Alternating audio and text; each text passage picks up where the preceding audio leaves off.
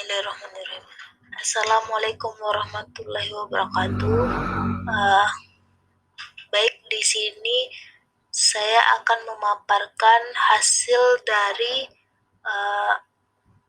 tugas saya yang berkaitan dengan risk assessment, yaitu dari PT Distribusi Voucher Nusantara atau disingkat dengan DIVA. Baik, sebelum itu perkenalkan, saya Ayu Sofia Lajuba dan rekan saya Dewi Sabrina. Baik, selanjutnya saya akan membahasnya. Lanjut, yaitu PT DIVA atau Distribusi Voucher Nusantara bergerak dalam bidang penjualan pulsa elektrik. Selain itu, kenaikan pendapatan paling besar dikontribusikan juga dari penjualan produk dan jasa digital, disusun dengan penjualan segmen perjalanan dan pariwisata, serta jasa teknologi keuangan. Selanjutnya itu, apa saja contoh dari kerentanan yang disebabkan oleh manusia. Yang pertama, macamnya itu sistem kesalahan manusia yang diinduksi. Terjadinya kesalahan yang dilakukan pekerja diakibatkan mekanisme suatu sistem. Misalnya, peraturan dari manajemen kurang ketat atau manajemen kurang menerapkan kedisiplinan. Yang kedua, yaitu desain kesalahan manusia yang diinduksi, yaitu bila peralatan dirancang tidak sesuai dengan pengguna atau dalam hal ergonomis, maka terdapat kemungkinan akan terjadi ketidaksesuaian dalam pemakaian peralatan tersebut yang berpotensi akan menimbulkan human error.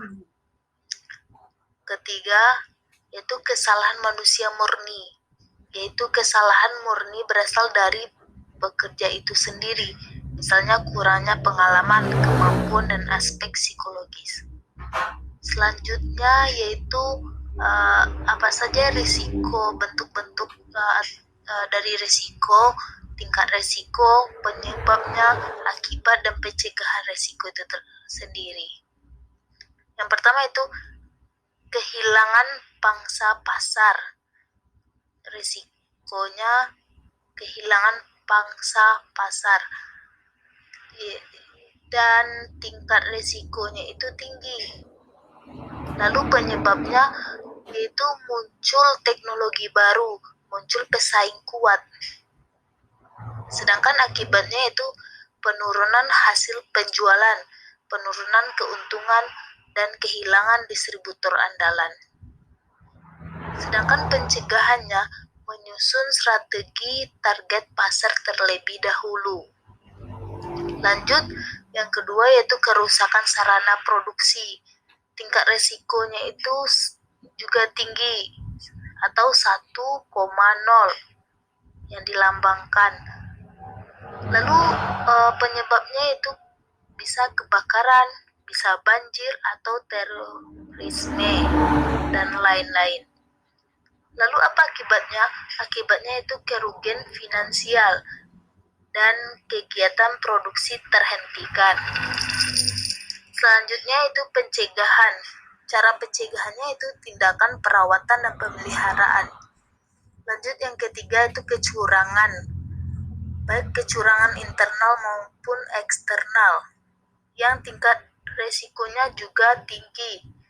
Penyebabnya yaitu lingkungan kerja yang tidak etis dan tidak mematuhi peraturan internal maupun eksternal.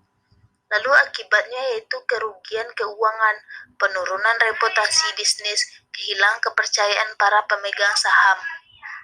Sebenarnya itu pencegahannya yaitu kita merancang suatu produksi untuk mengungkap dan mencegah terulangnya kembali terjadinya kecurangan atau penyimpangan.